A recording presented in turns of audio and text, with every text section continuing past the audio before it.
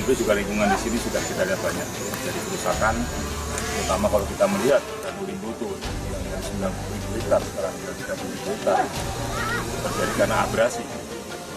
Oleh karena itu langkah yang dilakukan oleh pemerintah dalam rangka memberikan penghijauan terhadap lingkungan ini sangat-sangat tepat dan kita mendukung ya, sebagai bentuk kecintaan kita terhadap alam.